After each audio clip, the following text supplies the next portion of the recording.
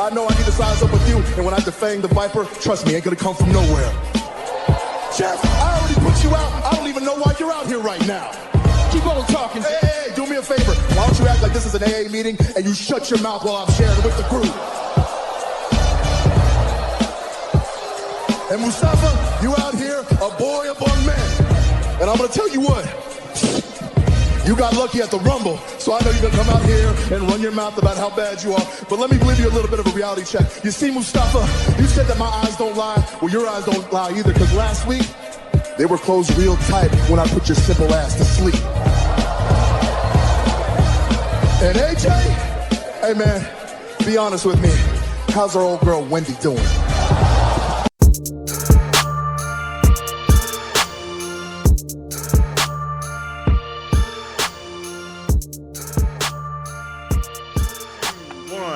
Welcome back to the Clark Street Wrestling Podcast. I'm Hafeez, and with me always is Devin, and we are going to go straight into a show here, talking about, well, Survivor Series, the recap, going into it, definitely. You know, we're going to just break that all down. But, you know, in pre-show, you know, Devin's bringing up NXT 2.0. Obviously, you know, if you've been listening, you know how I feel about NXT 2.0. I'm going to let Devin go ahead and just talk about his experience with NXT 2.0 and just have his moment with the show, because it sounds like he enjoyed it. So go ahead, Devin. I did. But still, full disclosure, I still had it in the background. All right, I don't want to fool anybody around. I'm gonna keep it real. I'm gonna keep it 100. Keep it a bean. All right, that's what I did. All right, I just had it in the background, but at times I tapped in. But the first fucking match against what was it, Wheeler? I want to get the name right. I'm gonna look this up. Because actually, I didn't know we was going to talk about 2.0. This actually caught me off guard. And by the way, full disclosure, Hafeez did the countdown, so I was really caught off guard. I was just like, you know what? I'm not even listening to this anymore. We're going to have this be part of the show. If you're going to talk about it, go ahead, man. All right, cool. It's part of the show. Cool. I'm going to have the floor will be mine. All right, this it right here, Bleach Report. Yeah. First, yes, Grayson Waller. That is right. Tommaso Ciampa and Grayson Waller was the first match. Actually, it caught me off guard because you know when Raw or SmackDown was getting ready. Well, let's just use, because it's on USA Network. Let's use Raw for example. Mm-hmm. You know when Raw get ready to come on, they do like that little pre-promo, like doom. So it's doing that, going through that cut, and all of a sudden you hear, cut it. Cut that commercial. Cut it. It's not about the veterans. It's not about them. It's about the new school. I'm like, oh shit. And it goes straight to the ring. Yeah. And you see Grayson Waller just talking so much shit, talking about how he's the part of the new school. And then, you know, getting on Tommaso Ciampa, and Tommaso Ciampa come in and they have a banging, slapping ass match. It was banging. I would recommend go see that match. That is a match. So it's the first match. Actually, like the first, I say 10, 15 minutes of NXT 2.0 was on point. It was on point. I give it that. I give it an A. If I was to grade that section, I'd give that section an A. On a scale of what? What are you comparing it to? Like the best of NXT 2.0? Yeah, I would say that. Okay. That's a good grading scale. I want to make sure. Like, I'm glad you put that in, brother. I'm glad you put that in. That is perfect. No. We're going to keep it within the house of 2.0. In the realm. I just want to make sure. We ain't going out there. We ain't stepping outside that. We ain't no habitual line steppers. Quick. We're going to keep it within the house of 2.0. And then it was followed up by a fire-ass promo by Cameron Grimes. Because I know you heard from, shout out to Ivan, Devious One, Circle Debate. And we was on the after hours. We talked about how Cameron Grimes got into it with Duke Hudson over a poker game, and Duke Hudson got played again. He got bluffed, and he was pissed off, so he cut off some of his hair. And Ivan thought, like, all right, he's gonna be coming back like bald. He's gonna shave it all off. And I said, no, he still had a little bit left. He had like at least like about my beard length right now, and still had a shit of his hair still left too. Yeah. Then he comes back. Fast forward to tonight, and we have 2.0. He comes out. You see Cameron Grimes looking a little bit somber. Got his hair. It is short, but it's probably down the shoulder now because it was past the shoulders. Okay. Now it's just maybe at shoulder length, right above the shoulders. All right. Okay. But you can tell he's pissed off. Yeah. All right. And he gets on Duke Hudson, and he basically calls him out like, man, you embarrassed me. You know what I'm saying? Like, I came from the dirt. You know what I'm saying? I put in my work, and you go out here and embarrass me like that. I don't appreciate that. So he called him out. He's like, hey, let's have a match at War Games, hair versus hair. I was like, interesting stipulation. You have me. You have my attention right now. So I enjoyed that, man. I'll go to the main, man, because the main was fire. The main was a triple threat match between Carmelo Hayes, Johnny Gargano, Hafeez boy, number one man. That's his man's right there. All right, his probably his favorite wrestler. I would say his favorite wrestler, and I know of NXT. Period. Definitely, I know that. Definitely, yes, right. yes. Pete Dunne for the North American Championship. It started off a banger. Everybody had. You need to go see this match, bro. I'm telling you, go see the match. They had perfect chemistry. They was just on point. The sequences between all three was just, they didn't miss a step. Carmelo Hayes, he just interject perfect, man. He didn't like he was out of sync with them, messing up their flow. It was just perfect, man. They had the technical, it had the air, had everything. It showed Pete Dunne, doing the wrist manipulation, all of that. All that came into play in this triple threat. But we had little shenanigans. I forget who came in and interfered. I want to say it's Carmelo's boy, the other dude. No, Trick. No, he was outside, but he didn't really interfere. It was Tony D'Angelo. That's right. Tony D'Angelo came in, interfered, little distraction, and Carmelo retained. All right, and then all of a sudden, all hell breaks loose. You got what's his name? Not Tommaso. Man, the dude that says yeah. LA Knight. Yeah. LA Knight. Okay. Yep. LA Knight, and it was Joe. Was it Joe Gacy? No, Grayson Waller, because they have a thing going on too. Just to let you know, because Grayson Waller and LA Knight, they have a little mini feud going on, just trying to outdo each other. LA Knight getting annoyed by that shit. So they was fighting for right after Tommaso Ciampa. They was fighting basically throughout the whole night for the last 2 hours. Basically, they was just fighting, backstage, and they brought the fight out there. All mayhem came loose, and it was like, then you saw I said Tony D'Angelo, Braun Breaker came out there, Tommaso Ciampa. So they're painting this story basically new school versus old school for the War Games matchup. For War Games, yeah. God. Now I like it. I like the build up. Now the sour note, the only sour note, I would say this. Usually every year for War Games, we get William Regal to come out and announce it. It's always great.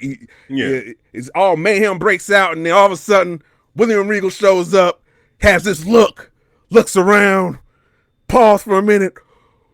War Games. That's it. The crowd goes nuts. All right, I'm waiting for it because it's just mayhem everywhere. Tommaso hitting people with chairs, hitting Tony D'Angelo with chairs, getting Trick with chairs, getting everybody. The Braun Breaker just getting everybody. All of a sudden, Braun Breaker, he has the mic.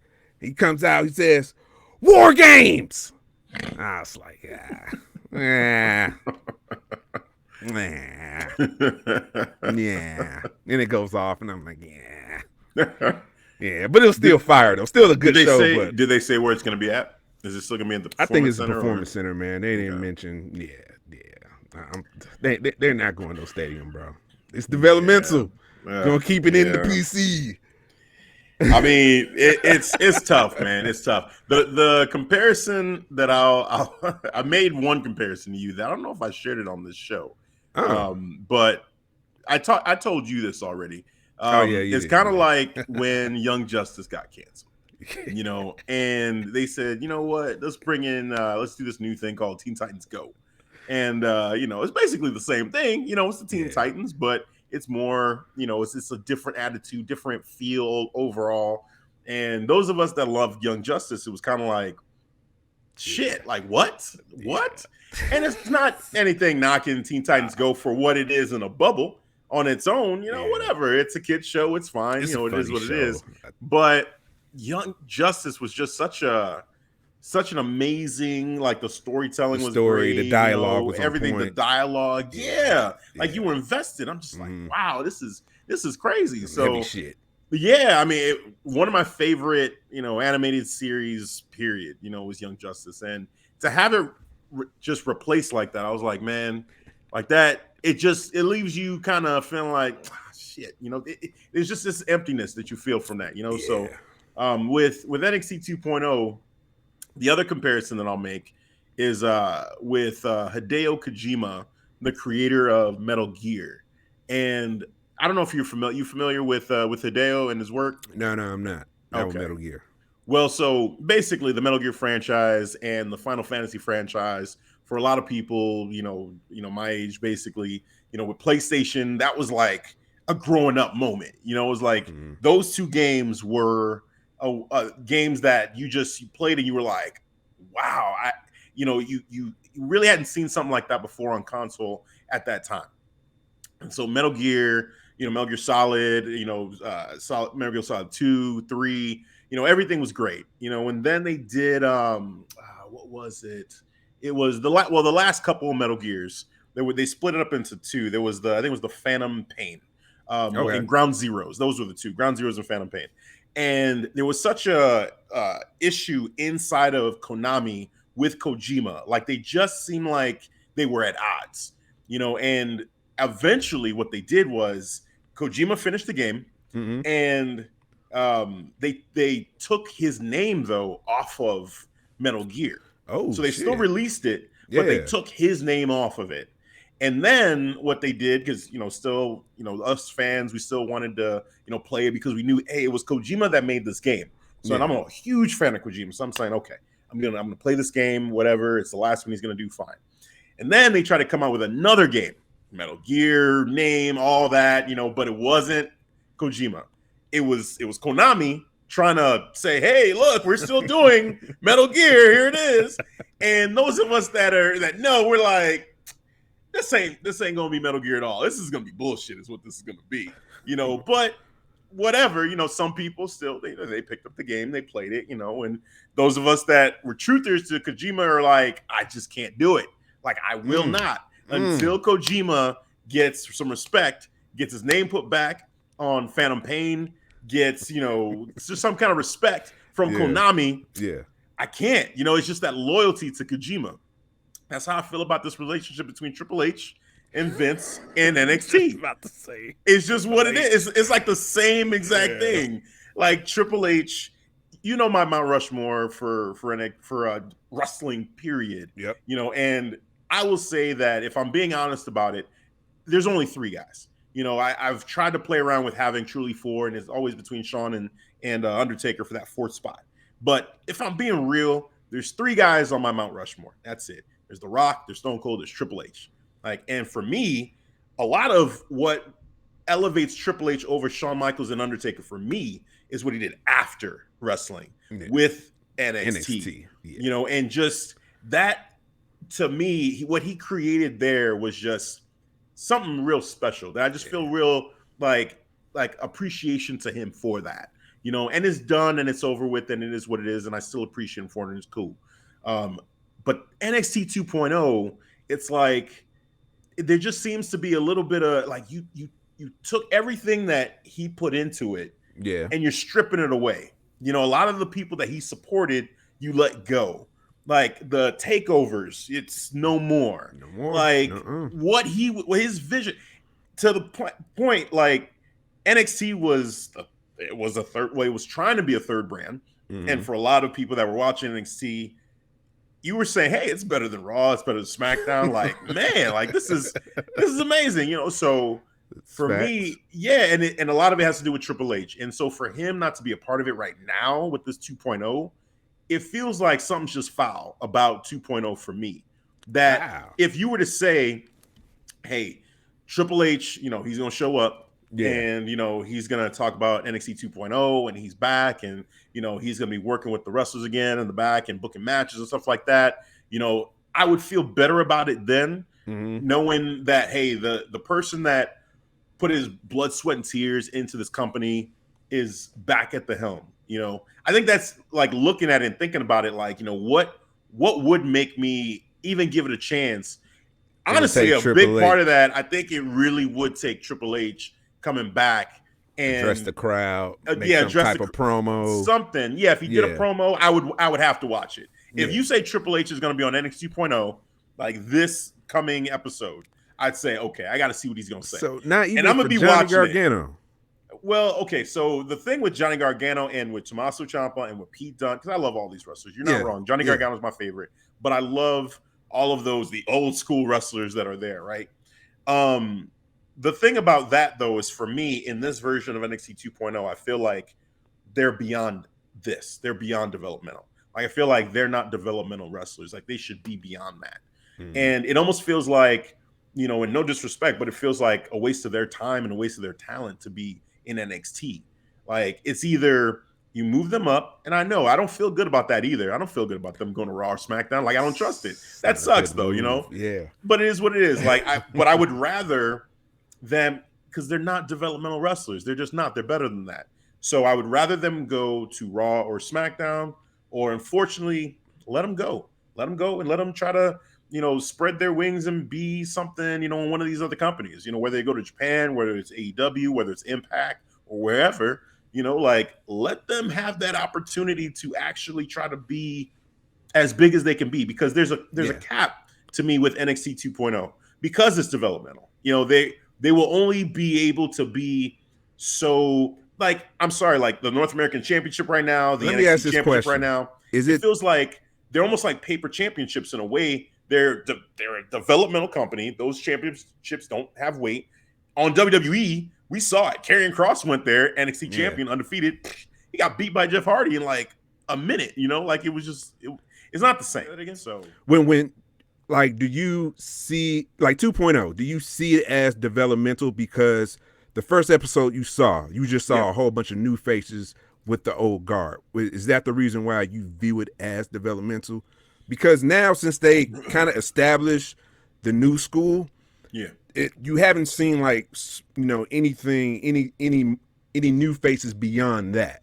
Like you just see them steadily push, you know, like Braun Breaker or Grayson Waller or John Gacy or Tony D'Angelo. So you see them establishing characters now, which they did in, you know, in the black and gold version, telling stories as well too. They're not just, you know, just like what they do on Raw. Actually, you know, they just might drop a story, you know, like a dime of a hat. In here, they're telling flesh out stories. They're trying to flesh out the character.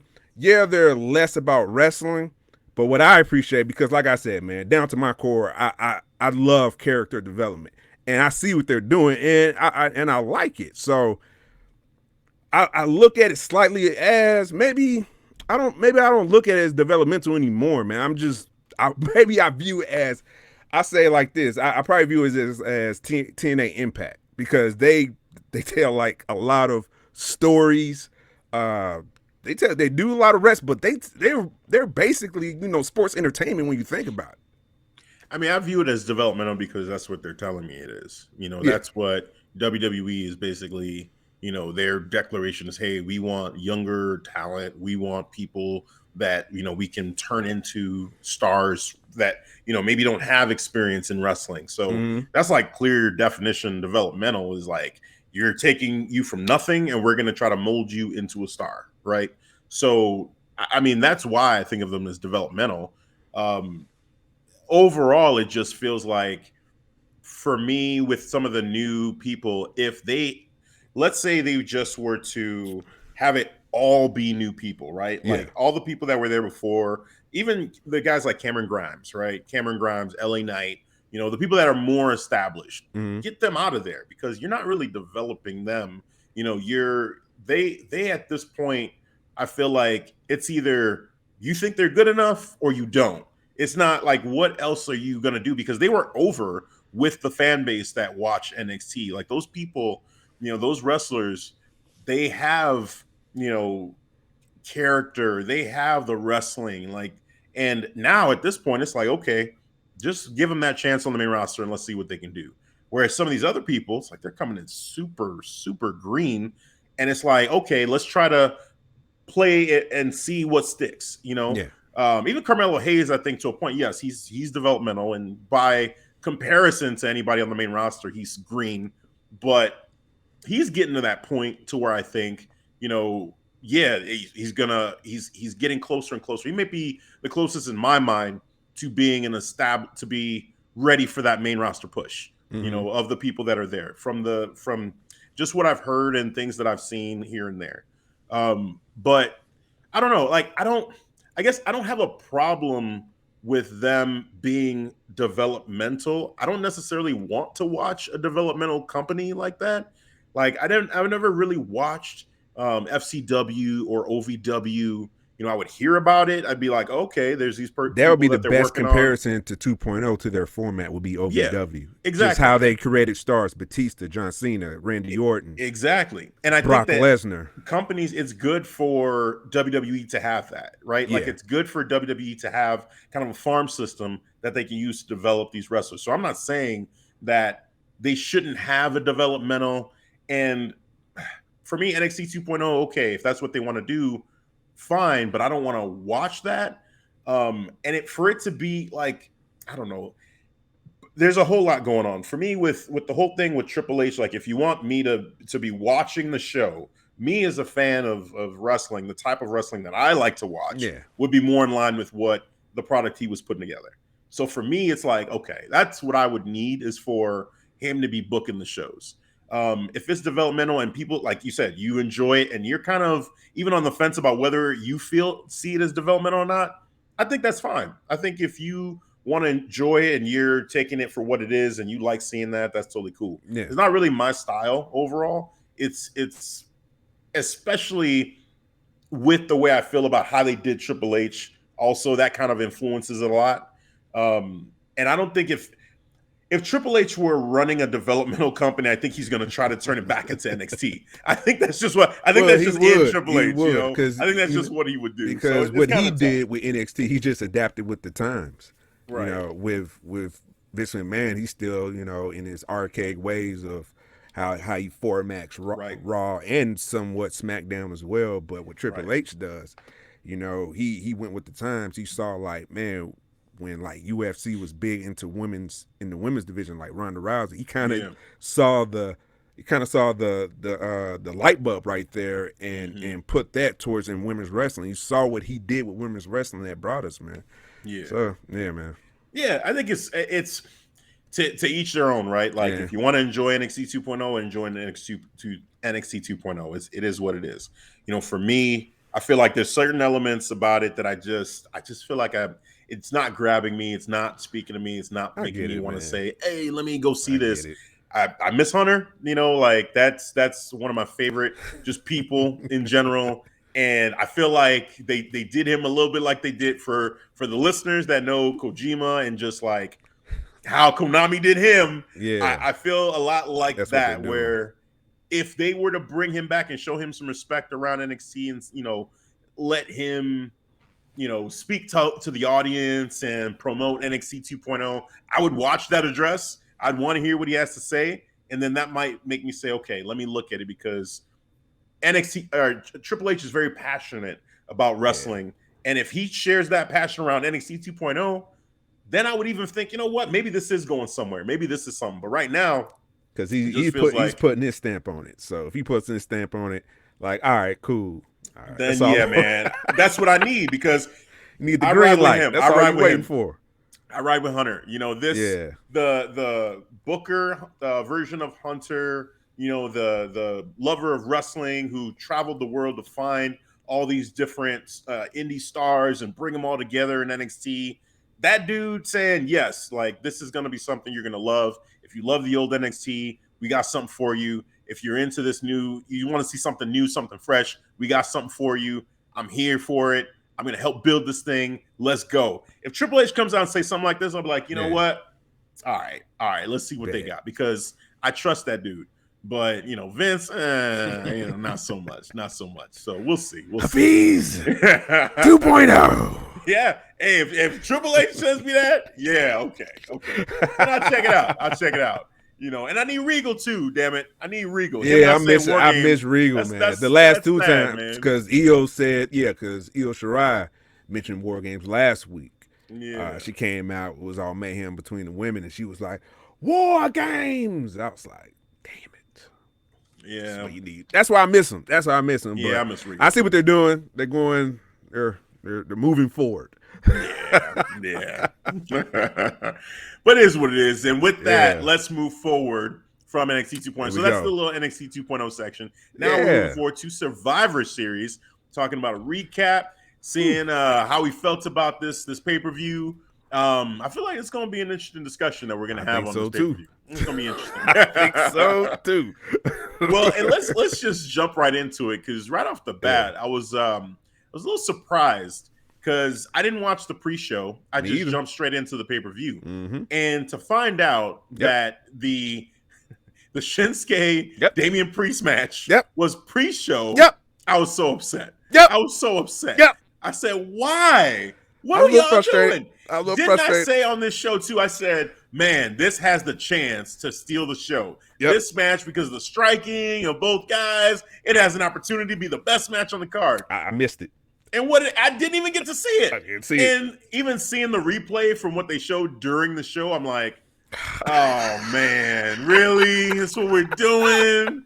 DQ finish Angry on a facer. Yeah, well, there's that, which there's a whole thing to talk about with Damian Priest around just what they're doing with his character now. I don't even know.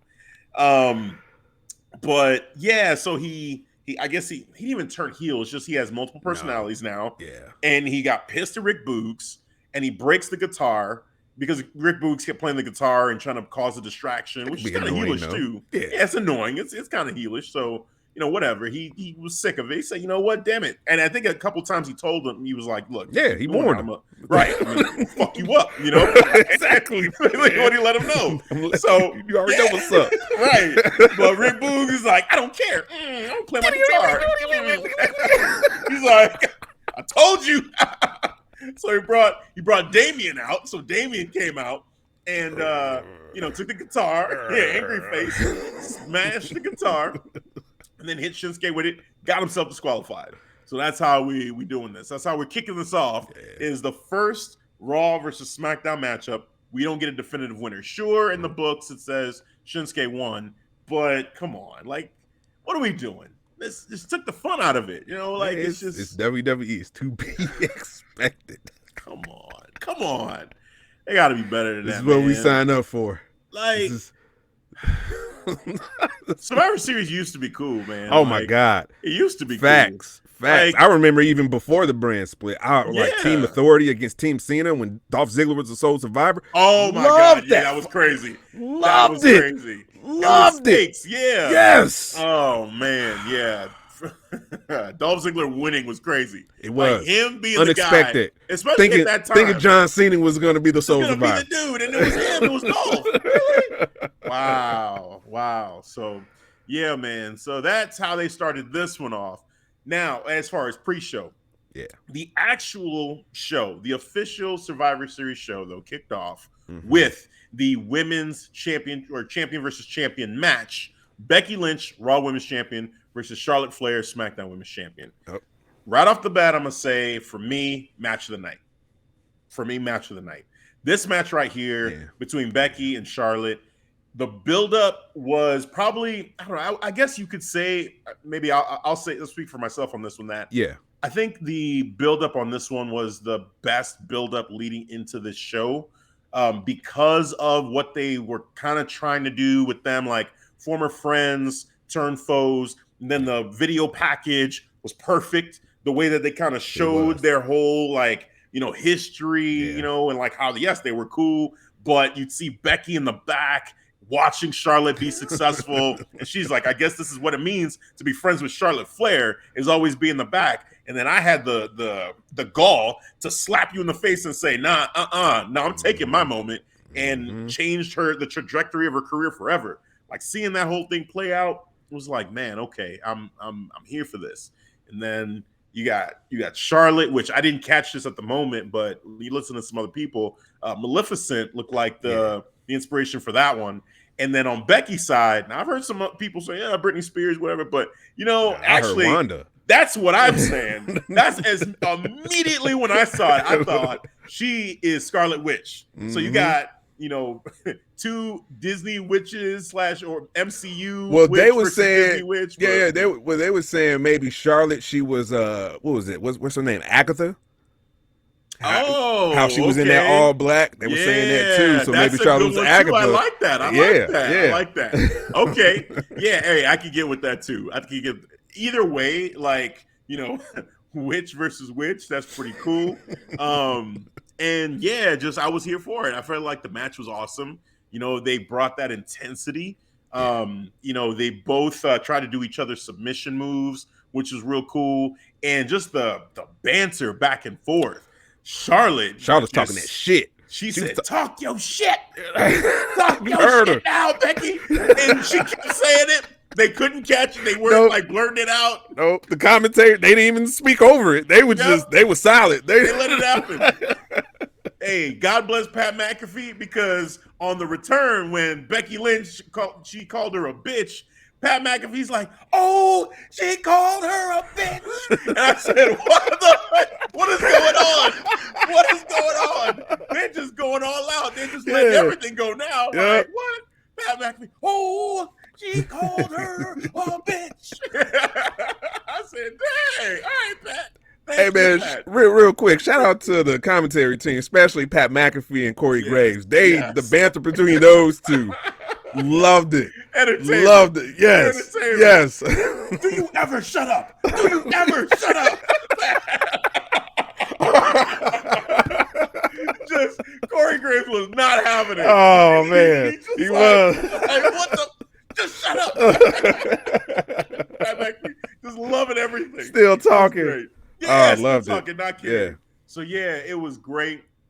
The ending of the match, for me, it worked. I know some people maybe would have had some issue with the hold the rope, and Charlotte held the ropes.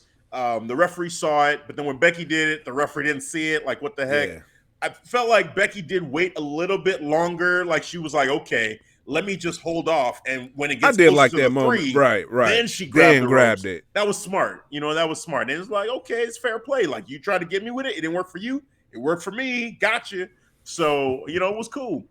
Also, if you didn't check it out on the website, www.com, Becky had an emotional interview afterwards. Where she was talking about, again, like basically it was emotional because that was her friend, someone she would die for, and she wanted to tear her apart. After everything they've been through, it's still crazy to her how, they got to this point, but now Charlotte can't deny she's the better woman. That's it. And I'm just like, man, like that was cool. Bravo, Becky. Bravo, Charlotte. Yeah. It's match and night for me. So that was a great match. So what are some of your takeaways, man, to add on to that? I would say match of the night for me too, man. Surprisingly, because I'm top chief. Hey, it is what it is, bro. Yeah. I'll explain later, the reasons why, but it is what it is. But yeah, you broke it down perfect, man. These two women, they first, as soon as the bell rung, they was beating the dog shit out of each other. Yeah. I was like, ooh, they getting, yeah. I'm like, they getting nasty. It was almost one moment when Charlotte was going for the pin, and she had like Becky Lynch, like legs, like all the way, like pinned back. It almost legit, she was trying to really pin her, because when Becky kicked out, it looked like she put some strength in it. I was like, was she really trying to pin her? Because Becky was like, "Oh, get off me, bitch! Fuck this! I'm calling audible. I mean it for me. Get out of it if you can. Right. I'm gonna win. I swear, bro. I was like, you know what? Man. This was. But I love that, man. The little unpredictability, because how it started, the title exchange. It was, they went off script, but WWE, sometimes they like to capitalize on those moments. So what they did, they used that for the build. They kind of just went with this work angle, but in that match, I thought it was moments when they was going off script, especially when when, like I said, Charlotte was going for that one pin. I thought she was in it for herself. I'm like, oh shit. Yeah. But it was a fun match. I would say, with Becky, I want to see you get I guess I want to see a clean win, because I haven't seen a clean win by you yet. I think I'm at that point when you was with the Tribal Chief, when you know when you said like you want to see a clean win, like if he's trying to be this beast, this dude, like I want to see that. And I think I'm at that point with Becky Lynch. Like if you're saying like you the man and like everybody come see you, all right, I want to see you back that up now. All right, you getting these. I see you. You're being smart. You're being intelligent, but I want to see a clean win. But I think that, and what's funny about this is I'm gonna actually defend the other side of this. Oh my goodness! Because with Roman, I felt like he needed it because, well, first of all, just look at Roman, right? Like. It just seems like he should be able to do that. He should be able to get clean wins on a Kevin Owens, you know, on a Finn Balor. Like, he's more powerful than a lot of the guys he goes against. Short of a Braun Strowman, who's no longer in the WWE, or other big guys, maybe a Bobby Lashley, let's say. There's not too many people that you say, oh, you know, they're going to overpower Roman Reigns. So it's weird that he wouldn't get clean victories there. He always has to cheat. And then when he was a good guy, we saw it. He was beating people left and right. Yeah. Whereas with Becky, like, and it's no disrespect to Becky, because I think that she's a great all-around performer. Mic work is awesome. Wrestling-wise, I feel like she's very, like, I'd say, you know, she has all of the skills, but it's not like overwhelmingly, wow, look at her wrestling. I agree with that. I agree with that, because her wrestling actually stood out to me during the match. And then I actually was going back to the statement when you was talking about Britt Baker about her wrestling. I'm like, you know what? Britt Baker wrestling is on par with Becky Lynch. I'm not knocking like Becky Lynch, but no, it's not out of the four horsemen. If Between you was to put levels of wrestling when it comes to wrestling, Becky would be at the bottom. That's just, you know, a real fact. Just watching Becky, that's what you see. And I love where she overcomes that, though, is her larger than life character, you know, her demeanor, and then, you know, just strategy wise and being able to pull tactics and whatever it takes to win kind of attitude. But yeah, the wrestling, it's not the thing that you'd say, oh, you know, she really elevates to the next level. Like, no, it's her persona, the man, like big time Bex. Like, she just has this personality. But I want to see it though. Big time Bex. Come on, get a clean win, big time Bex. Honestly, I mean, it'd be cool. It would be cool. I compare her kind of to honestly, I don't really bring up his name. He's almost like Voldemort these days, but like Hogan, you know, where Hogan was not really known as a great wrestler. I'm sorry, bro. Hogan is kind of like Voldemort right now. He's almost like Voldemort, bro. No, seriously. Did you just compare Hulk Hogan saved the ball? Yes. I'm sorry. It's just what it is. The man showed up at WrestleMania, and for good reason. Don't say that name. For good reason. The dude was booed. We all know why. Okay, so it is what it is. But just for sake of comparison, man. Hogan was somebody who, at the height of his powers, he was loved by the people. He was a larger-than-life character. It didn't really matter that, you know, some of these other people were better wrestlers than him. He just had that character that made you say, nah, he could do it. He could convince you that he's the best. He could convince you that he's going to make this happen. And the same thing with Becky. When she talks, you believe it. It's like, oh yeah, she's a beast. She's gonna rip this woman's head straight off her body. She's gonna yank it off. And then she wrestles, and it's like you're rooting for her because you love her, not because you know she has, you know, the wrestling repertoire to make it happen. It's just because she talks that shit. Becky. She talks that shit, and we love it. You know what I'm saying? That's when she said Liv Morgan, I was like, oh, woo. Oh, dude, yes, exactly that. Right. And from a wrestling standpoint, you know, Liv Morgan versus Becky Lynch in the ring, like I could say Liv can hold her own against Becky. I think Becky is still the better wrestler, even than Liv. No offense to Liv, and none of this is to say anything negative about them, but I think Becky's the better wrestler. I think Becky is better all around than Liv. It just is what it is. So in that one, you may get your wish. You might get the clean win on Liv. That might happen. That might happen. That might happen. Shout out to Terrible Wrestling Takes, by the way, Bishop. I know this is just foaming at the mouth when we with these takes, with these terrible wrestling takes we give. I wasn't gonna. I was thinking about Britt Baker when you were talking, but I'm like, I'm not gonna say it. And then you went there. I went there because her wrestling stood the fuck out, and I was like, you know what? And what's crazy is he thinks Charlotte Flair wrestling is sloppy. Like it's. It blows my mind. Wild to me. That's we're gonna have to have you on the show, brother. Yeah. You know, we want to break this down. All respect. I need to understand. Wow. when Charlotte said, "I'm the best to ever do it," I'm like, you know what? I'm not hearing any lies, honestly. Like Charlotte, she deserves that respect. Like we all need to stop. Charlotte Flair right now. Yeah, I can go ahead and say, I feel like she is one. You could say she's the best that ever did it. You know, and have some things to back it up with. I know part of his argument he would say because Charlotte Flair, she never evolved her character. She didn't get better. Yep. Like Becky. But it's like to your fault. Can you? Because you're a Flair. It's how can you evolve from that when your father's like one of the godfathers of wrestling, man?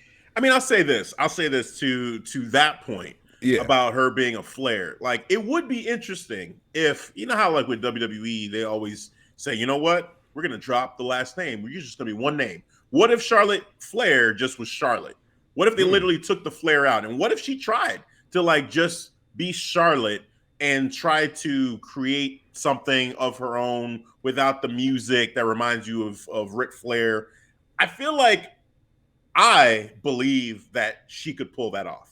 I believe that it would be something fresh, unique. It'd be people would be like, wait, Charlotte's trying to do something different? All right, let's see what happens here, you know? Drop the music. She wouldn't do the figure eight anymore because it's similar to the figure four. Really totally establish your own name. Yeah. That would be cool. Like I would sign up for that to see it. But having said that, I don't think that the fact that she does use the Flair name and does use the figure eight and does like that, to me, I enjoy it as a fan. You know, I see what they're doing. She is a legacy. I mean, it's just undeniable. That's his daughter, you know, and she's doing, you know, what her dad did, but in the women's division, and she's great. She's great at it. And like, so she took her dad's move, and I feel that, all right, she put her little stamp on it. She put her stamp on it by doing the figure eight. Like, all right, she does the back arch, applying more pressure, you know, kayfabe, whatever. Applying for it, but I look at it as even in general though, the intensity of her matches, you know, like, and you can say she hadn't evolved, but actually she has evolved her style in that she's been trying, and she's been getting flack for this, but she's been trying to add realism to these matches, and that to me is not like you have to give her some credit for like her and Nia and like.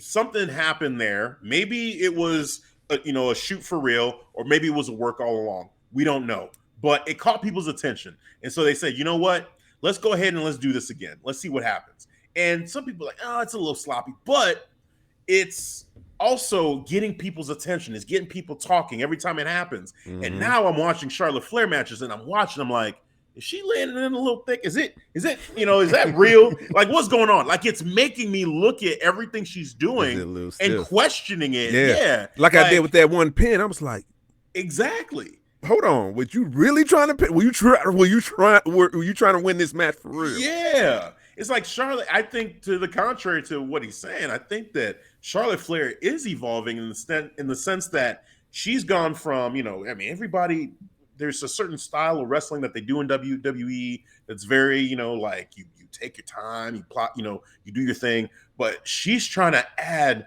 this extra bit of realism into the women's division that we really hadn't seen and in a prolonged way. Becky Lynch got busted open by accident. They used that shot everywhere. Yep. But then it was kind of like, okay, back to formula. Here, Charlotte and Nia go at it. There's some fisticuffs, and then Charlotte said, you know what? I'm doing this shit with everybody. You know, we're gonna make it feel like it's real. Even with the belt exchange, shit, I'm not breaking character. Fuck that. And this is gonna like look I'm Charlotte. like, why would I do that? Why would I turn over the belt? And the whole thing might be a work, and it probably is a work, but it's got us all saying, "Damn, that looked bad." Like I don't know. Maybe it's a work in her mind, like how MJF does it. Like I'm gonna be heel no matter what. All right. True. So maybe she's using a bit of that. Like, all right, it's a work in my mind, but it's a Becky. She gonna take it as to her perspective. She's going off script. Yeah, it could be. It could be. So that's for me. That's Charlotte deserves that credit. I feel like Charlotte, you know, watching her in this matchup and, you know, seeing how passionate she was and being like, you know, I'm the best to ever do it. I got behind Charlotte a little bit, man. I was like, okay, Charlotte, yeah, like talk your shit. You know what I'm saying? Like you deserve that. I feel like I actually wanted Charlotte to win, even though I picked Becky. But me too. Like I wanted Charlotte to. Yeah, I was leaning towards Charlotte. I'm kind of rooting for Charlotte. I kind of want to see Charlotte do Talk this. Your shit. Talk your shit. It's a dude, man. Because I think honestly, what's happening to Charlotte is what happens to a lot of like just people who elevate to a certain level. It's like you get as a society. I think we kind of get tired of it, and you kind of want to see like. Or you not want to see, but you start to take them for granted. Yeah. You know, like, for instance, a LeBron James, right? You know, I think there was a point when he was with Miami, and then even when he went back to Cleveland, where it's like, oh, LeBron, I just want to see him lose. Like, boo, LeBron, this and that. Yeah. But not really appreciating, like, this guy's fucking great. Like, look at what he's doing. I get like that. Just he's a great basketball player, period. I might think I felt like that, like for Kobe Bryant at first. Like I hated him, man. I'm like, he's just copying MJ. They ain't nothing but MJ. But in the end, I respected his game. Same thing about Tom Brady. He always Tom Brady. That's another one I was going to do. That's the G right there of the game. Right. All right, I respect him, man. You know what I'm saying? I don't look at him as like, oh, hope he lose. Like I want him to win. Like, dude, get your flowers, bro. Yep.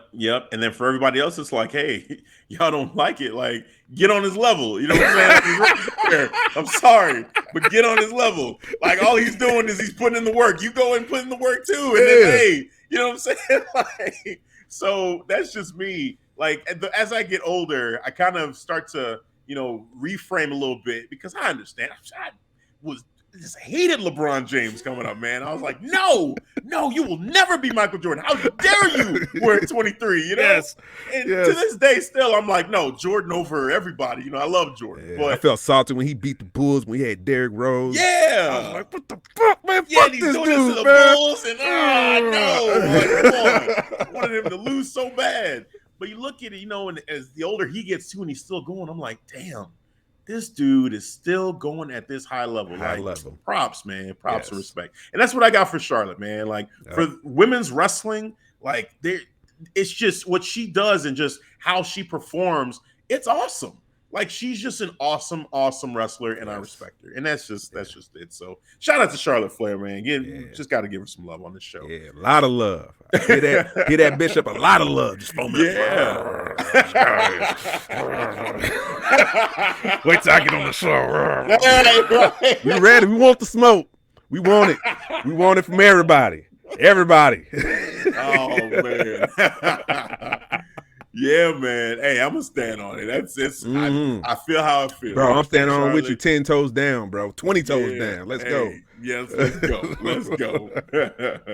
So, yeah, match of the night from both of us. Early on, we got it. First match. And that's funny because also, too, AEW Full Gear was the same thing with MJF and Darby Allin. Match of the night was the first match.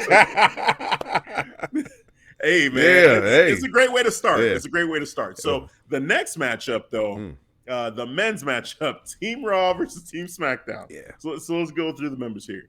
Team Raw was captained by Seth Rollins. Seth freaking Rollins.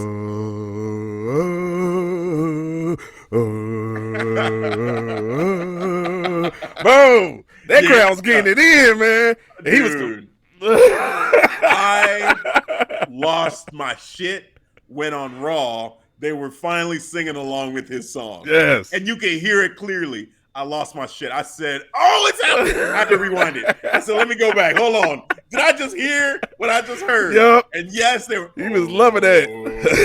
He was like, oh. I love it. Yes. I was like, yes. He got him. He got him, baby. He got him.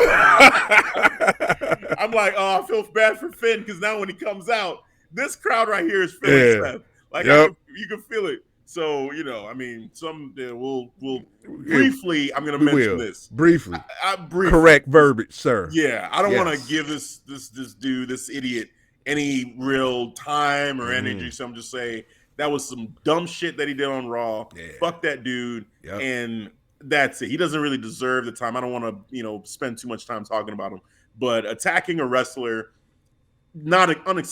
unacceptable. Nobody should ever do that. Do not jump over the guardrail and attack a wrestler. I don't care what justification you think you have. Don't do it. These are real people. Stop it. So that's it. That dude, he's an idiot. Fuck him. Like, it's just, it was terrible. Seeing that shit, I hate it. I hate seeing that shit. And it's just, there's no place for it in wrestling. No fan. You're not a fan if you do that, period. It's just, it's not what you should do. So that's it. You heard my brother. I ain't got nothing to say. You said it. Right. He said it for me. Enough said, sir. Move on. All right, moving straight on. So Team Raw. There we go. Seth freaking Rollins, Finn Balor, Kevin Owens, Austin Theory, and Bobby Lashley. And then we had Team SmackDown, Drew McIntyre, Jeff Hardy, King Woods, Happy Corbin, and Sheamus. All right, you take this one, man. How'd you feel about Team Raw versus Team SmackDown on the men's side? So, the prediction I made. I said SmackDown will win, because I think they would lean on King Woods. He would be the sole survivor, which was nowhere near to be true. Actually took me a bit out of it, too. And I think it took the crowd out of it, too, man. You heard some of the boos when King Woods got eliminated, man. It sucked. It kind of sucked there. I was like, oh, man, really? You can't even be the sole survivor. Like, you can't even let him get this one right here, bro. For real, little love. Like, I saw what happened on Friday Night SmackDown. Like, Tribal Chief, you had to do what you had to do.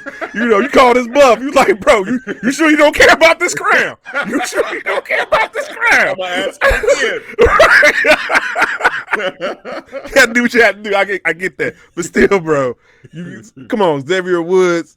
Let him get this one. Let him get this win. Let him get the sole survivor. So I gotta be honest, it kind of took me out. It did wheel me back in a little bit because of Seth Rollins. So hopefully they use his win as being the sole survivor as an accolade. Just the way they building him for his championship run as he's heading towards Big E. So hopefully they use that to catapult him, man. What did you think about Jeff Hardy? Because the reason why I'm bringing that up is, it was Jeff and Seth, and I feel like that crowd was really with Jeff Hardy. And it's been this like steady thing where I think ever since he went against Damian Priest a couple times on Raw, that crowd has been behind Jeff Hardy. And, I think there's an opportunity here.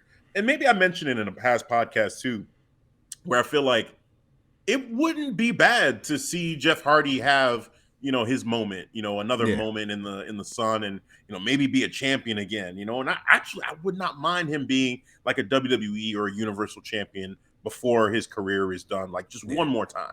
So do you think it was a misstep to not hear the crowd, call that audible, and go with Jeff winning that moment? Or do you think they made the right decision with Seth? Damn, that's a good question, man. That's like I feel split, but sometimes you just gotta go with the energy, go with the moment, and I'll lean on more of the audible, because sometimes you just gotta feel it. And just reminded me like how that crowd was behind Jeff Hardy, man. They pop hard, bro. Even like on Friday night, like they love Jeff. So they do. Hey, we just. For some reason, we still love Jeff. I don't know why. Yeah. We just do. Can't explain it. All right. Just a connection. I don't know what it is either, man. Yeah, man. It's hard to explain. Rooting for him too, man. I don't know. But yeah, you just want to get behind him, man. Just that aura, that energy he has. But yeah, I'll lean on they should have went with the audible too. Because Seth, like, ever since you told me he can take L's, bro. He could have got eliminated. So I'm going to go with the hot hand. I'm going to lean on Jeff Hardy. Yeah. Yeah. Yeah, I agree. I feel like it would have done a lot more for Jeff than it did for Seth. Now, when Seth won, I was torn when Seth won Yeah. because I love Seth Rollins. Like Seth for me is just he keeps getting better and better and better with this new persona, and I'm so entertained by that man. Like he's amazing. So it's not bad to give that win to Seth. But in that moment, you could feel it. That crowd was just behind Jeff Hardy. And I just feel like there could be an opportunity for a nice little run here for Jeff. So yeah, like the audible, I don't feel like that would have been a bad call to say, hey, Jeff, you win this match. Seth Rollins takes the L. But then, he's still got this feud going on with Big E. So, he can right the ship. And the more this goes on, the more I'm feeling like Seth Rollins is actually going to become champion. And he's about to beat Big E. Like it really feels like Seth's getting ready to be champion. I feel there's a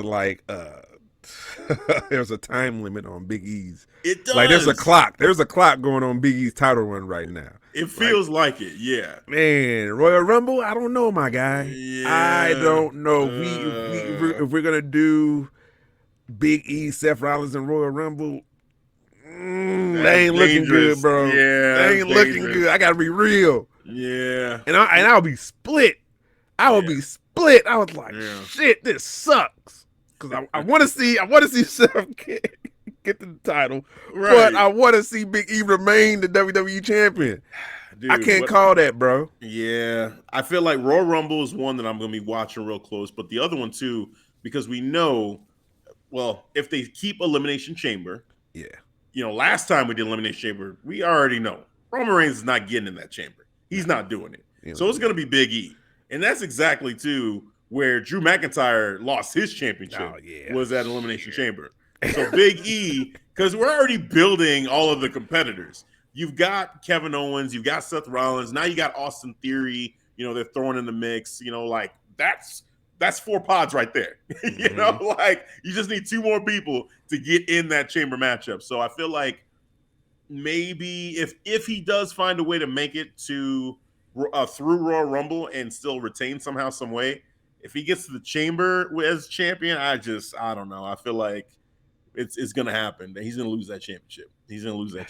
So, yeah, we'll see. It can't last forever, but it just it feels it just feels too soon. Like he's still building. It's like he's still building his title reign. Like he's because you see him everywhere now. He was doing that fight they had mentioned. He was presenting one of the boxers. For a Porter. Yeah. I saw that. He's everywhere on radio. So I don't know. Yeah, and you know what? Here's what I'll say though: is this fear that we have for Big E might be a good thing as far as making the matches more interesting, because now you go into a match not sure, like, ooh, is Big E gonna retain? Yeah. So, and if he does, let's say that got boring with Drew, because you just knew. We just knew he was gonna win. Yeah. But now with Big E, it's like, okay, he goes to Royal Rumble, he goes against Seth. Is he gonna retain? Because it don't feel like it. Yeah. He goes to Elimination Chamber. Oh shit, no, there's no way he's gonna win. What if he does? And then he goes to WrestleMania and he's still champion. Like, what then? Like, dude, it's gonna be.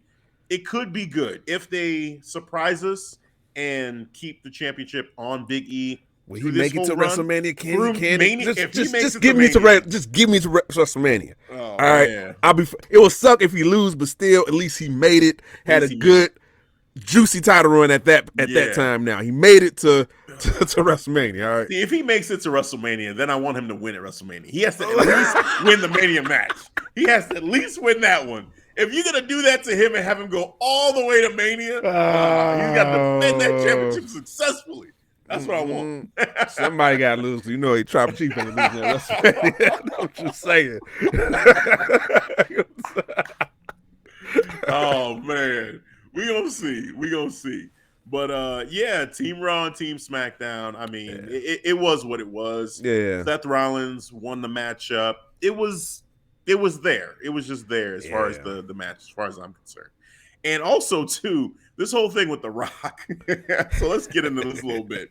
All right. So we had The Rock's 25th anniversary at Survivor Series this year, and all throughout the show they were showing video clips, celebrating The Rock, and it just kind of had this feeling of, all right, are we gonna see The Rock? Is The Rock gonna show up? Like, what's going on? So there was a lot of that. You know what? I can see that because to me, I didn't even expect The Rock to show up because I just knew it was already reported since October say he wasn't going to be able to make it because he's tired of movies and shit. But so it was awkward that they were from your perception, I could see showcasing him. If you don't know, then you're like, oh, is The Rock going to show up? And they had the whole egg, Well, then there's that. So then Vince McMahon's there, which it was the most. Okay, so a couple things wrong with this. One, when Vince McMahon showed up, the way that those people were all excited to see him coming out the limo just felt so random and staged. Like it couldn't have felt more fake. It was just so just ridiculous. They're like, oh yeah, oh my god. Like, what? Why? No, come on, guys, stop it. And then he's like, oh wait, I've got something for you.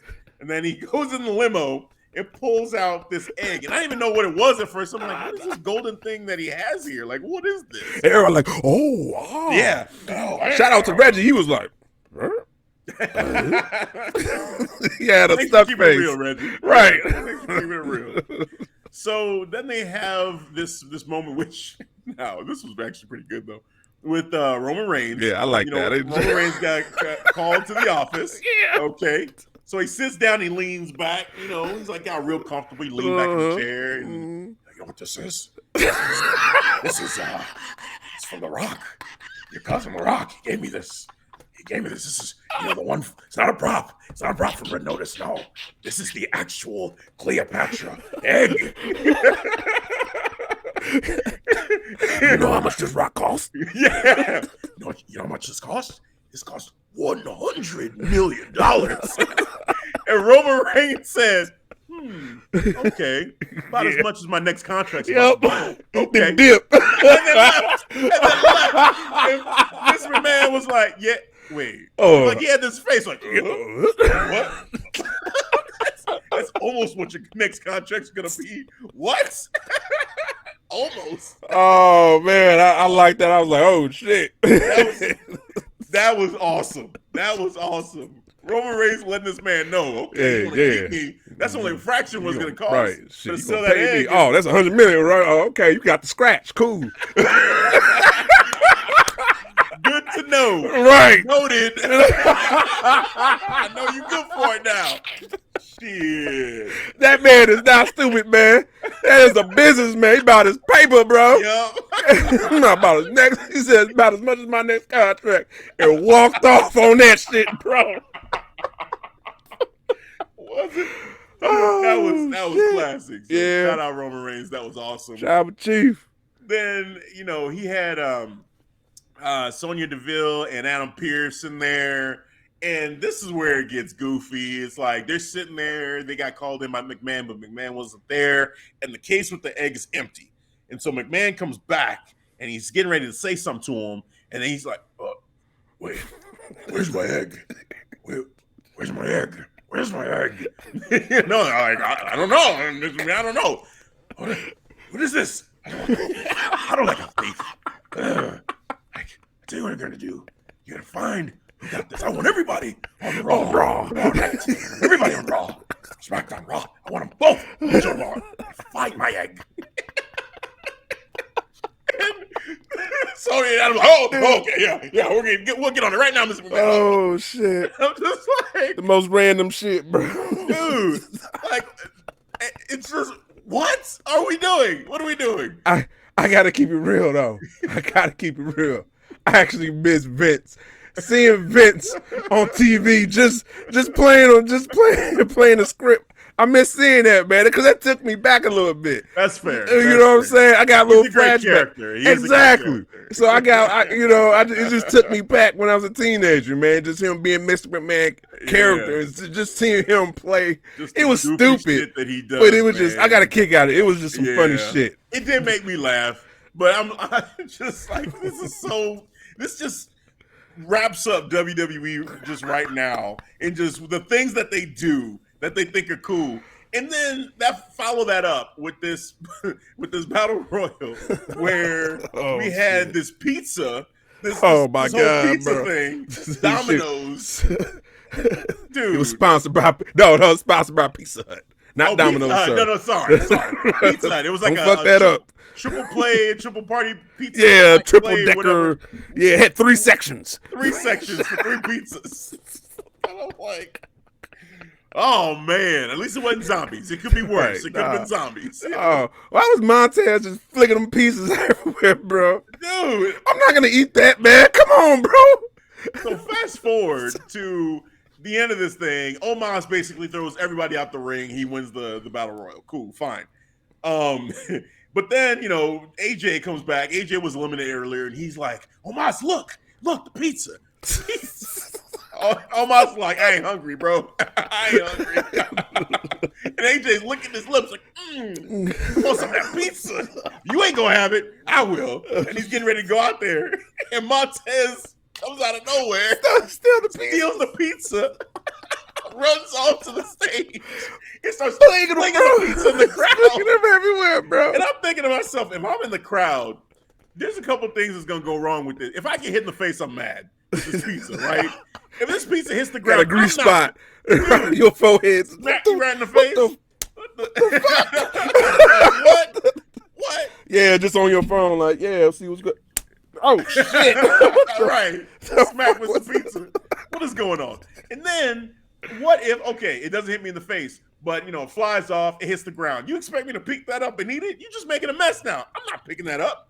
I am not picking it up and eating it. And plus, you was in a wrestling match, touching all bodies and shit, and then you gonna throw pizza, my guy? Hey, dude, man. I'm so aware of germs now because of COVID. So I still get this thing. COVID is still a thing. Not only were you over here wrestling with a bunch of dudes in this touching sweaty bodies and shit, and then you touch a piece. Here you go. I'm dodging it. I'm like, oh shit, no. Oh, this is the Matrix. Oh, right. Bullets trying to dodge it. Right. Ain't no germs getting me. I gotta work tomorrow. Oh shit! Right. Oh man, yeah, man. It was just asinine. Yeah. Like that whole thing was asinine. Can't do that. I don't know what. Yeah, that was no. Delete.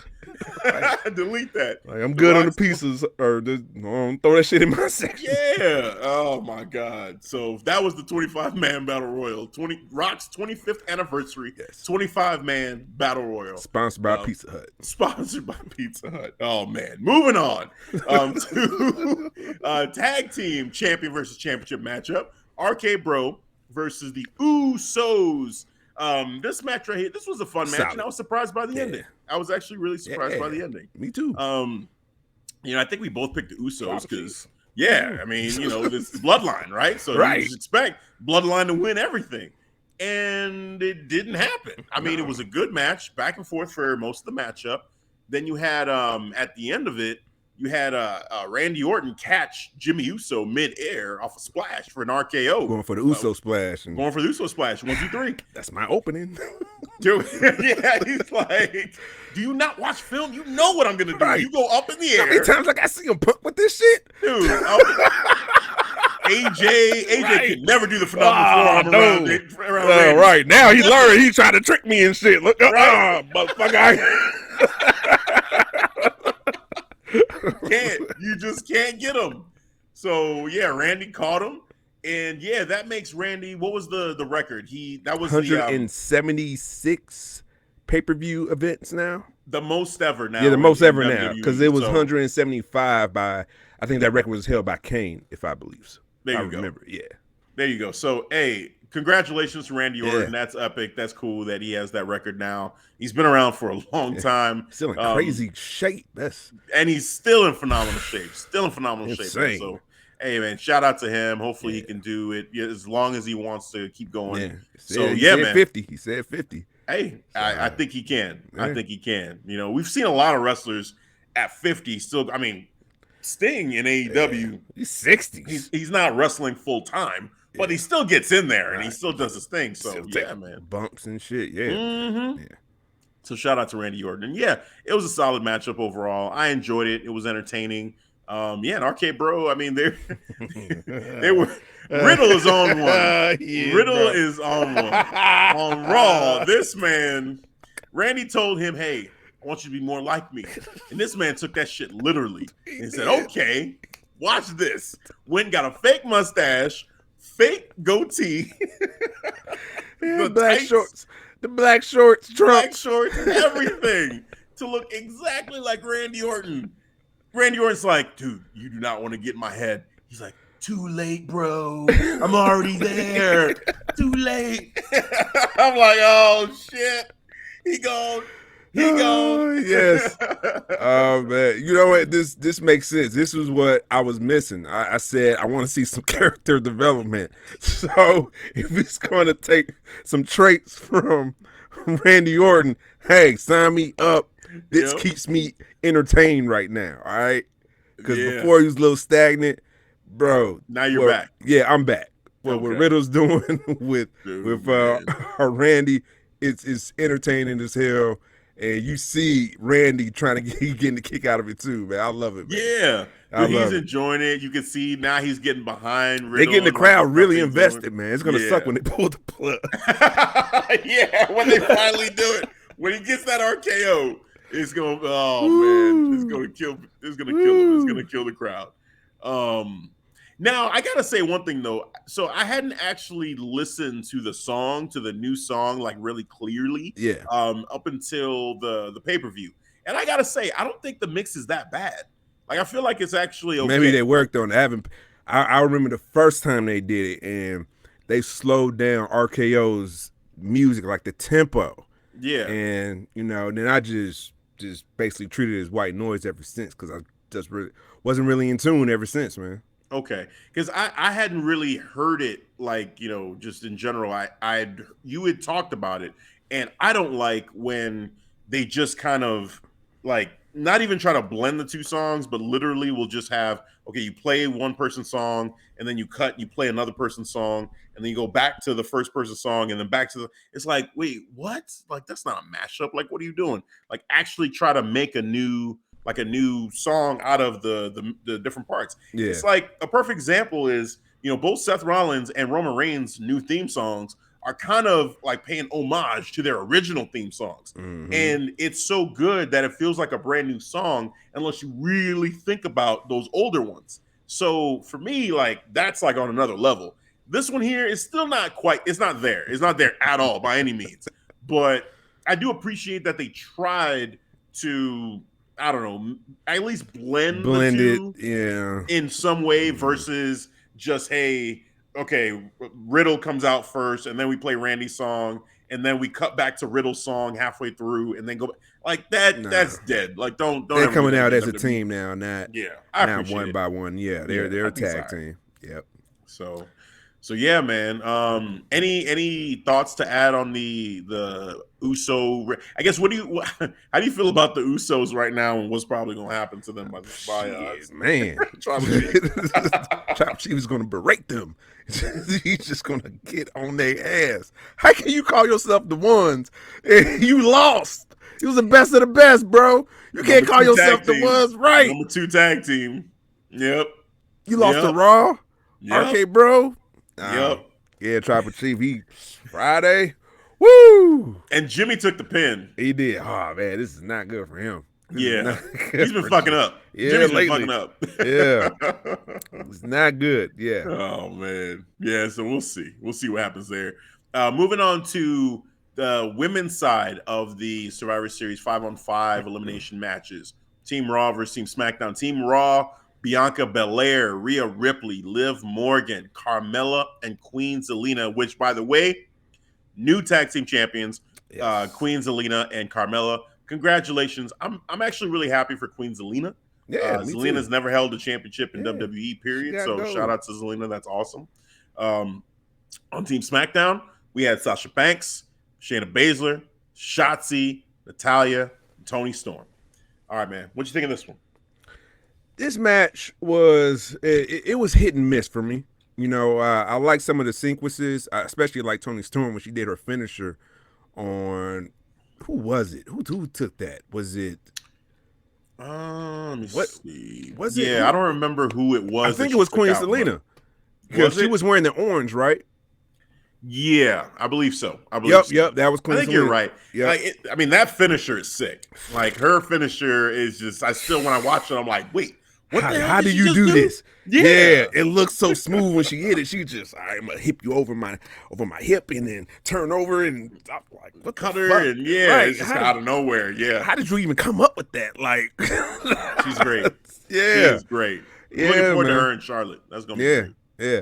It was just some stuff I didn't care, like the whole breakdown between what was it, Sasha Banks and Asinine. It was just, it took me out. Like I said, it was just hits and misses, and the hit was that in the finale that Bianca Belair was the sole survivor. She's having a great 2021.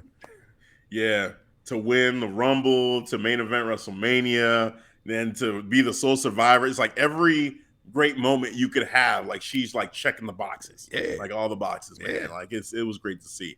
I felt like it was a little bit like, again, you mentioned it. You had a 4-on-1 situation, right? And then Team SmackDown implodes, and they eliminated Sasha by countout, which just looked dumb the way it was happening. Like, what are we doing? So that's bad. And then you got the remaining 3 women surrounding the ring like the shield around Bianca. And I don't know. I thought that, I guess it's believable for me to have done it, but the way that it looked, it was just so matter of fact, like, okay, hit, roll up, hit, roll up. And then she's beating them. Like, fuck, there's 3 of y'all. What is it? Just looked like it made the other women look really bad. Silly. Yeah. So for me, it didn't quite work, even though I love Bianca and I was happy for her to be able to say she was the sole survivor, but I just thought it could have been executed in a smarter way. For me, it was I didn't really like it, but I'm happy for Bianca. This whole storyline she's got with Doudrop, I'm not feeling that either, honestly. Doudrop's heel turn, is weird. I don't know. I'm not in it. I'm not in it. I'm for real. I'm not in it. They got to do something to get me in it because I'm just not in it. Yeah, and then she's with Tamina and Natalya now. I think that might be something. But Natalya is on SmackDown, so I don't understand how this is going to work. Because you saw, like, the last shot we saw was the 3 of them together. Yep. And I'm like, you're right. Why? How does this work? Natalya's not on the same show as them. Is this the brand invitational that we don't know about? Dude, it's the egg. The egg brought them together. It's the Cleopatra egg rule. Like, the egg is on the show, they can all be there. That's what they're gonna do from now on. We'll see. I'll be tracking that to see if they have any, if they move Natalya over, like in a trade or something like that, because it felt like they were making a new stable the way they were all together like that. It was just a little bit weird. All right, we're there. Yep. We're at the main event. Tribal Chief. We've got the Tribal Chief versus Big E. Roman Reigns versus Big E. SmackDown Universal Champion versus Raw WWE Champion. All right, man. Floor is yours. What you think of this match? Let me choose my words carefully here. Oh, boy. Tribal Chief, I'm sorry. Just being real. All right? Because you be real, I got to be real too, Tribal Chief. All right, so before the match start, we had like a backstage segment between Paul Heyman and what's her name? Kayla, yeah, because they have no love for each other. And as Paul Heyman's going through his promo, like, oh, why are you here? I know why you're here. He's going through just going down the script. But Kayla was like, no, I'm not here for that. I just want to let you know, Brock Lesnar is no longer suspended. He was like, oh, Brock Lesnar, oh. And I was like, oh, yeah. I was like, oh. So when they said that, I had this thought. I'm like, is he going to show up now? Mm-hmm. Is he going to cause Big E to get a win over the Tribal Chief? Is this how you protect? So that thought remained in my head throughout the entire match. I could not focus. I couldn't focus on that. I couldn't focus on the match between the Tribal Chief and Big E because I was just stuck on that moment. Like, is it gonna happen? Is it gonna happen? So they're going through their whole back and forth. Tribal Chief, he did Big E, beat him clean. I give you that. He beat him clean, sir. All right, 1, 2, 3. But in the end, I was like, is that it? Is Brock coming out? What, are we done? Yeah. And we signed off, and that was it. So, yeah, man, it was, in the end, I wasn't really into this match. I got to say it, man. Like, out of all the Tribal Chiefs match, this was his worst one. Even worse than the snafu. Really? Yeah. Oh, wow. I was still entertained by that because I was like, wow, we're doing that. I got to laugh. But here, I was just really not in tune because they planted that seed of showing that backstage segment and then Kayla telling Paul Heyman that Brock is no longer suspended anymore. So I'm thinking, all right, so Brock's going to show up. And then this is how Roman finally takes a pin. Yeah, he took a pin, but it's protected though, so cool, it makes sense. But it just never happened when I saw it, and when it didn't happen, I don't know. I felt empty, man, behind the match. Yeah, interesting. Yeah, it was a solid match between the two, but yeah, I just wasn't in tune with it, man, because of that thought they planted. Yeah, interesting. Okay, I mean, I can understand that, and it's absolutely, it makes sense. Like they mentioned that, right before the match, so you're thinking, hey, Brock Lesnar's going to show up. I mean, I was on the other side of it with The Rock. Like, even though it wouldn't have, like, there were so many reasons to know that it wasn't going to happen, that The Rock wasn't going to show up. But all night you're showing The Rock's videos over and over and over again. And it was kind of like, hey, this was his first moment. Then you got a little closer. Like, this is 15 years ago, 10 years ago, 5 years ago. It was like a countdown. And then we got to the match. And even in the middle of the match, you got Roman Reigns doing the rock bottom. And I'm like, which was more like the bookend, but we know what he's doing. He's trying to do the rock bottom. Right. But it's okay. Shout out to Booker T. Right. But yeah, he, homage to the Rock. He does the rock bottom. And I'm just like, this just feels like Rock is going to be there on the stage when he goes up that ramp. And they had that shot of Roman Reigns, like he'll usually go up the ramp. He was talking, I'm the one, blah, blah, blah. And then he looked back, and you could see Paul Heyman in the background with the championship like this, and Roman Reigns' face, like, in the screen, and you can still see like the rampway behind him. I'm like, somebody's gonna show up right there, in that spot. And then they faded to black, and I was like, that's it? What? That's it? Like they had me, just kind of feeling empty. And even yeah, because you thought Rock, I thought Brock, you thought if you smell, right? You thought you was gonna hear that. I thought I was going to hear that. Like, nothing. Right. Then nothing. We got nothing on both sides. I mean, even like, it did cross my mind too about Brock, and if that would have happened, I would have been cool with that too, because at least you give us something. Yeah. Because you tease that too. Yeah, like you said, right before the matchup. So for me, that was a misstep. I feel like that was a poor calculation on their part in the way that they put all that together. But also too, I think, maybe the bigger thing for me is that, I feel like this matchup kind of made Big E look just not, it just kind of put him down and like dropped him down a notch for me. It didn't elevate him. It didn't help Big E. Nope. Like, it did not. It just felt like he's exactly what Roman says. Hey, you're number 2. That's it. I'm the one. You're the number 2 champion, and that's all you're ever going to be. And that's what it felt like. At the end of it, I'm looking at it and I'm saying, yeah, Roman over everybody. And it is what it is, Tribal Chief, it is what it is.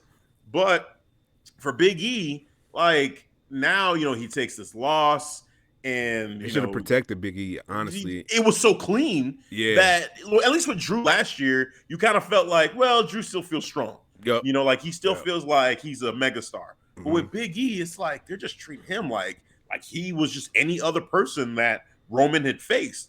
Like, like he was Kevin Owens. Like he was, Cesaro. Like it just felt like he beat him in the same way he beat those dudes. Yep. Like it should take something extra. It took an act of God for him to beat the Demon.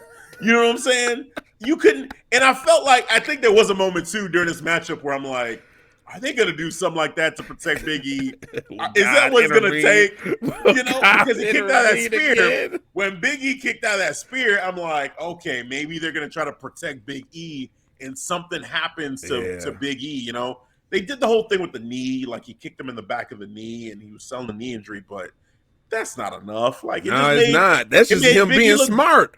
Yeah, I'm like, bro, okay, I'm gonna take the opportunity. You got a bad knee, I'm gonna kick your knee down. I'm gonna go back up, bounce off these ropes. I'm gonna spear your ass again. 1, 2, 3, squeaky ass clean, bro. It was clean. It was as clean I was as like, God damn, this is right. Which is only fueling what you and I are talking about with Big E. Like, how long? It feels like he's on a borrowed time. Yeah, that eventually. Do they even really believe in him all that much to have him lose like that? To not protect him at all? Like, I'm all for having like clean wins and losses in these situations. But I feel like with this one, where it sucks is you come out of it with Big E looking just not that strong afterwards. So I don't know, man. It's tough. It's tough. We don't want to see shenanigans all the time. But maybe on this one, it would have made sense. It was required here. Shenanigans were required here. Yeah. Like maybe Tribal Chief low blow him, like just expose the turnbuckle, just something heelish. You know? I think that would have been cool. Like, honestly, yeah. Like, if he would have exposed the turnbuckle or used the ropes or something like that. Yeah. I still feel like, okay, he's just willing to do more than what Big E is willing to do. Like, Big E is still holding back in a way, and Roman Reigns has gotten to that point where, look, I'm gonna win by all means necessary. I don't care. I've evolved to that level. Yes, like my game is up here. Like, you're God. Exactly. You're here trying to be, like, I want to do fair, fair match and mano y mano. All that shit's cool. But honestly, hey, I know, Big E, all the respect to you. You're powerful as hell. I don't want to take that big ending. So what I'm going to do is I'm going to find some tactic. I'm going to find some way to get you and beat you in the middle. Just like Becky Lynch did, basically, to Charlotte. Like, I feel like that similar type of win for Roman, it'd have made sense. Yeah, man. They should have just made they should have made Big E look strong in the process, not him take a step back. Because honestly, that's how I felt. Like, I wasn't in tune with the match because they planted that seed, and when I tried to get into it, it just didn't capitalize on like Big E's momentum. Like, they just snuffed it. And and Tribal Chief took all of it, man. It was like, I'm gonna get this clean ass win, man. Squeaky clean. Like, if the Usos would have came out and Big E, is getting super kicked by the Usos, but then he still kicks out. Like, he still finds a way to overcome all that. And it's just like, what is it gonna take? Like, we keep trying to put this dude out. All right, kicking Usos out. come out, super kick him, super kick Big E, kicks out, and then he go for the spear. I'm like, okay, cool. Yeah, and then he took all of that in that sequence. They protected Big E. He got like a clean-ish win. You know what I'm saying? Yeah. But dude, it worked out. That would have kept it. Yeah, that would have been. He would have been cool with that, man. Yeah. So, yeah, man. I mean, this match, it was to me, it was a miss. It was entertaining. Yeah, but there's certain elements of it where it was a miss. Yeah, for sure. All right, so hey, man, I'm proud of you. You were real honest about it. With the Tribal Chief, man, you were real. Got to be real at the end of the day. Yeah, I love the Tribal Chief. Y'all know I love the Tribal Chief. He is my Tribal Chief. He stays right here. All right. I took you to my first AEW event. You blessed everybody. You blessed everybody. Everybody got your blessings in there, man. You know what I'm saying? For CM Punk return. Tribal Chief. Yeah. Speaking of CM Punk too, shout out to Becky Lynch when she did her promo, and at first everybody was this was on Raw, and at first everybody's cheering, and she's doing the pose. Yeah, Becky. She's like, yeah, it's great. Okay, we're having fun. Yeah, and then but let's talk about what's new. Let's talk about what's fresh, because you guys like something new. Yeah. And then she's talking about, oh yeah, you love this. You love all this. You love this so much that when all those women, those 10 women in that match were busting their asses for you guys were doing all your chants and playing your games and doing the wave. I was like, yeah, that was wrong. That was wrong. Like, come on, Brooklyn. Yeah. Like, I understand you paid your ticket, but come on. CM Punk is for the other company. He's on the other side. Right. All right. He's wrestling again. Calm down. You want to see him, you know where to go. It's cool. And then I'm just not a person that I don't like that. Like I don't like the wave and all that stuff during the matches. Like for me, it kind of pissed me off. Well, we did the wave, remember, at Money in the Bank for Jinder and Roman Reigns. Well, come on, but that's like that match was. You asking us to do that? You asking us to do that at that point? Bullshit. Yeah. Everybody knows it. Right, we're smart marks. I'm just saying. Right, nah.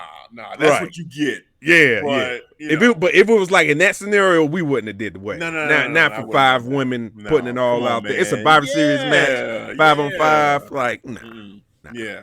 But that's a good point. That's a good point to bring up. Like, there's a place and a time for like, hey, letting your voice be heard. Like, hey, this is bullshit. And I don't know, man. That one right there, it didn't feel like it. It felt off. Even though, yes, there were some parts of the match where, it wasn't as smooth as you would have wanted it to be. But those two teams, all those women there, they're busting their asses, man. Like, it's just, they deserve some more respect for that. But definitely those chants, I'm like, I was like, CM Punk? Really?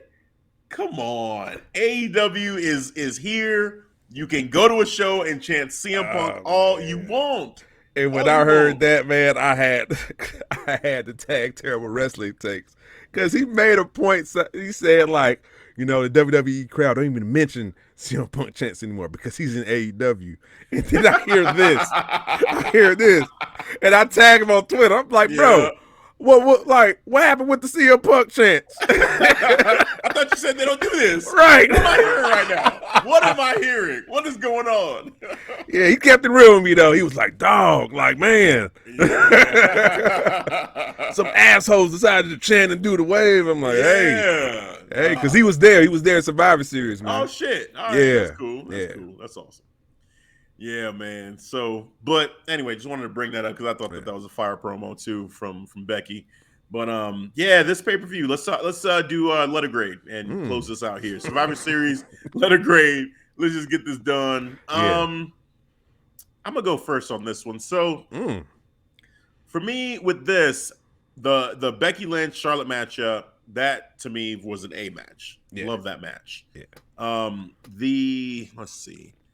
The RK Bro and the Usos matchup, that was probably my next favorite matchup. That was like B plus. I really did enjoy that matchup a lot. The Roman Reigns Big E match, that's a tough one because I thought that the match was good. I actually enjoyed that matchup. I just didn't like the way it all ended. Like just with Big E not looking strong, with neither The Rock after all that buildup or Brock Lesnar showing up with all that buildup. That left me wanting something more, and we just didn't get it. So I didn't like that. So that's like C, like average territory. I think this whole pay-per-view is probably a C overall. Like it was just a good, solid, average pay-per-view. Nothing awful beyond, I guess if the Pizza Hut, thing and the egg, but there was some entertainment there too. Even with those things, I like the egg, and shout out to Vince McMahon getting us bought in for the following night because you wanted to find out who stole the egg. Like, who stole my egg? Although, what's funny? He said he wanted everybody there. I was like, is Roman Reigns going to be there? Roman Reigns was not there. He was nowhere to be found. No, he won't. He's like, I don't give a fuck about this damn. Right. Get my contract. Right. Let me get that $100 million. Right. You got it now. I know you got the scratch. I know you got it. Right. Oh man. So C, I'm gonna give it a C, man. What you got? I'm gonna give it a C minus, man. The C minus is how I feel. I think what is feel appropriate for me to give this grade to Survivor Series. This is probably one of the weakest Survivor Series I've seen in a while. Even like the last two, even though those they even include NXT, they were still entertaining from what I remember. But the build sucked. Some of these matches were, I was like half in, half out. Only like the best match was the ladies. Shout out to Charlotte and Becky, tore the house down, match of the night. RKO. Usos were cool too, but Tribal Chief, man, I'm sorry, bro. Tribal Chief. I'm sorry. Hey, your match with Big E, I give that like a C minus. I was just not in tune with it, bro. It's just you should try watching it again now that you know like what happened, and just kind of like try to enjoy the match for what it is. Yeah, I feel like it was a really good match. I feel like because I'll be honest, I was really distracted by what Paul Heyman said. Not Paul Heyman, but Kayla said to Paul Heyman because it just because I'm trying to put one and one together, see if this how they're going to protect Big E. End up not protecting Big E, just took one massive, huge ass L. You know what I'm saying? Matter of fact, I got a hot ass L for Ivan. Shout out to Circle of Debate. He just reminded me. This big ass L for you, Ivan. Here, take it. It's all yours, man. Delivered by me personally. Tribal Chief of Podcast. Yeah, but C minus though. It was just C minus. Yeah, man. Hey, that's what crazy. it is. I enjoyed the Crown Jewel. I gave that shit an A. Yeah, Crown Jewel over Survivor Series. That's the world we're living in right now. Yep. Damn. Oh man. Well, what else is there to say about that? Yeah, man? That's it. That sums it up. All right. Well, that's gonna do it for the Survivor Series recap. But as always, before we cap this off, Devin. Yes. Hey, man, tell the people. Let them know where they can catch us. Yes, all the time. Real quick shout out to my Tribal Chief, because I'm sorry. I had to be real. I know my words made offensive. I gotta apologize to Tribal Chief. I love the Tribal Chief. You know this. All right? Y'all know this. Listeners, watchers. Oh, man. Tribal Chief, I'm sorry. All right. There's a lot of social platforms you can catch us. All right. It's only one Stop and Shop website. Let me go down the list. We got Twitter. We got YouTube. We got Facebook. Shout out to our Facebook page, by the way. All right. We got a Facebook group called the Clark Street Wrestling Community. We got all walks of life of wrestling, MLW, Impact, AEW, whatever floats your boat. We will embrace you with open arms. And shout out to our Instagram page as well. And you can find all those social platforms on the website, clarkstreetwrestling.com. ST for the abbreviation. That's always linked to our YouTube as well. And our podcast in audio platform where we have our entire catalog in audio platform on the website. And one more time, can't forget about our merch. Get your beautiful merch. Get your merch. And we got a beautiful holiday sale because it is the holidays. All right. Yes, Black Friday. We had to get on it too. Yeah. All right. We got to be on our money too. All right. We got t-shirts for $12. Look at it. Like this shirt right here behind me. This tank for $12. You get, yes. 12. You can get the Messiah of Podcasting t-shirt for $12. The Tribal Chief Podcasting t-shirt for $12. This shirt behind me, like I said, for $12. Beach House, no, not 12. All right, but they on sale though. All right. Get your beach styles. Yeah. All right. Holiday sale on our entire catalog. Go check it out on our hoodies as well. And if you up there in the Midwest, the East Coast, up there, cold, Canada, hey, we see y'all. All right. Get your motherfucking hoodies. Get your blankets. Hoodies. Yes. Stay warm. Stay toasty. Yes. You follow me. I gave you the alley-oop.